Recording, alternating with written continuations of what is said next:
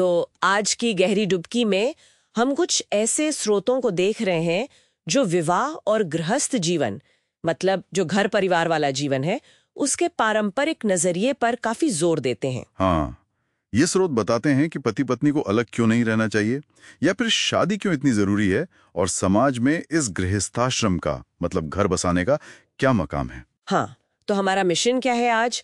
यही कि इन विचारों के पीछे की सोच को समझे कि भाई ये पारंपरिक नियम क्यों बनाए गए थे। वाकई बिल्कुल।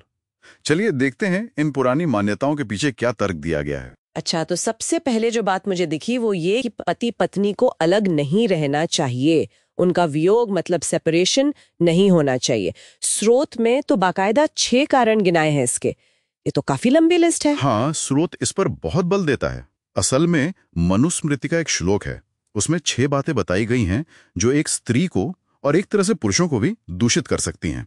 अच्छा, क्या है वो 6 बातें? देखिए, उसमें है मद्यपान मतलब नशा करना, फिर बुरे लोगों की संगत, पति से अलग रहना। हाँ, पति से अलग रहना, ये तो मुख्य बात हुई। जी।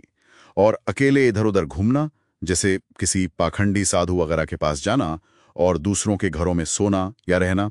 तो मूल विचार यही है कि रिश्ते की जो पवित्रता है, जो स्थिरता है, वो बनी रहे। यहां तक कि अगर पति को कहीं दूर भी जाना पड़े तो पत्नी को साथ ले जाने या फिर उसके रहने खाने का पूरा इंतजाम करने की बात कही गई है। दिलचस्प। तो फोकस रिश्ते की अखंडता पर है। अच्छा, इसी से जुड़ा हुआ एक और विचार है, वो है विवाह की अनिवार्यता पर। स्रोत कहता है कि सिर्फ पसंद या आकर्षण के आधार पर साथ रहना ठीक नहीं, उसे तो बल्कि पशु पक्षियों जैसा व्यवहार कहा है। ऐसा क्यों? हाँ, ये एक बहुत महत्वपूर्ण नुक्ता है। स्रोत के लिए विवाह सिर्फ 2 लोगों का आपसी मामला नहीं है, वो इसे समाज की बुनियाद यानी गृहस्थाश्रम को बनाए रखने का एक जरूरी तरीका मानते हैं। मतलब सोशल ऑर्डर के लिए। बिल्कुल। तर्क ये है कि अगर विवाह के नियम नहीं होंगे तो समाज में गड़बड़ी फैल सकती है। जैसे अनैतिक संबंध बढ़ेंगे, बीमारियां फैलेंगी, लोगों की उम्र कम होगी और खासकर बुढ़ापे में कोई देखभाल करने वाला नहीं होगा। तो विवाह को एक तरह से अच्छे आचरण की गारंटी माना गया है। यानी सामाजिक स्थिरता और व्यक्तिगत कल्याण दोनों के लिए जरूरी। जी हाँ। अच्छा, तो ये सिर्फ मर्जी का मामला नहीं बल्कि समाज को जोड़ने वाला ढांचा है। तो अगर विवाह इतना जरूरी है तो क्या पुनर्विवाह के बारे में भी कुछ नियम है? मुझे लगा कि इसके नियम काफी सख्त हैं। हाँ, बिल्कुल सख्त है। पुनर्विवाह पर बहुत खास नियम है। स्रोत साफ कहता है कि इसकी इजाजत सिर्फ तब है जब विवाह संपन्न ना हुआ हो, मतलब पुरुष अक्षत वीर्य हो और स्त्री अक्षत योनि, यानी उनके बीच कोई शारीरिक संबंध ना बना हो। अच्छा, सिर्फ तभी? हाँ, और ये भी साफ लिखा है कि खास तौर पर ब्राह्मण, क्षत्रिय और वैश्य वर्णों में अगर शादी हो चुकी है, शारीरिक संबंध बन चुके हैं, तो फिर दोबारा शादी की इजाजत नहीं है। तो फिर अगर संतान न हो तो? हाँ, ऐसी स्थिति में अगर बच्चे नहीं हैं तो कुल की परंपरा आगे बढ़ाने के लिए अपनी ही जाति से बच्चा गोद लेने का सुझाव दिया गया है। तो इन नियमों का मकसद भी कहीं ना कहीं वो सामाजिक ढांचा और वंश परंपरा को बनाए रखना ही लगता है।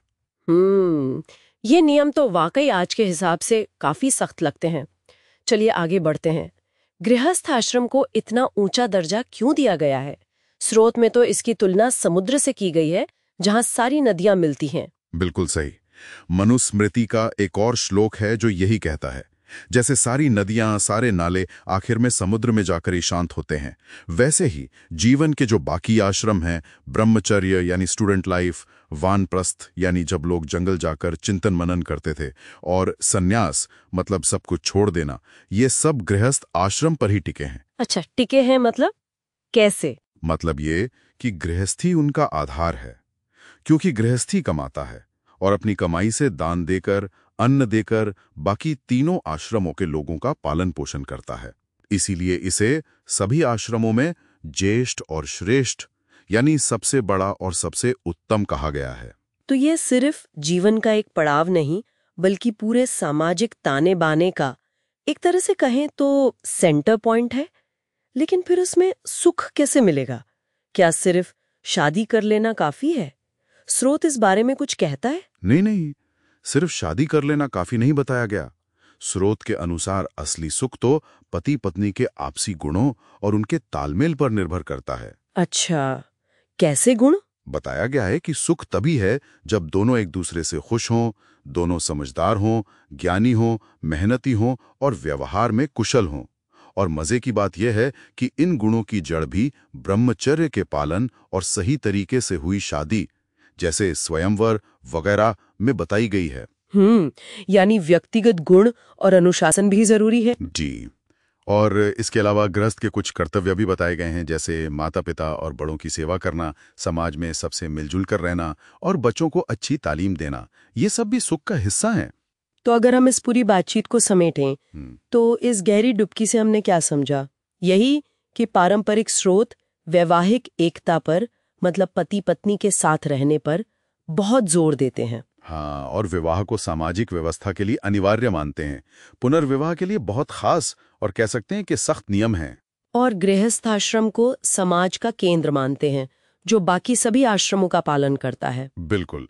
और यहाँ एक सोचने वाली बात यह भी उभरती है कि देखिए, स्रोत गृहस्थाश्रम की कामयाबी को सिर्फ एक सामाजिक नियम या संस्था के तौर पर नहीं देखता, बल्कि वो इसे पति पत्नी के आपसी गुणों से जोड़ता है, जैसे समझदारी, मेहनत, आपसी सम्मान और ब्रह्मचर्य जैसी व्यक्तिगत चीजों से भी। सही कहा। तो ये हमें सोचने पर मजबूर करता है कि ये जो बुनियादी चीजें हैं, आपसी तालमेल, व्यक्तिगत आचरण, ये किसी भी रिश्ते या सामाजिक व्यवस्था की सफलता के लिए आज भी कितनी जरूरी हैं, चाहे जमाना कोई भी हो।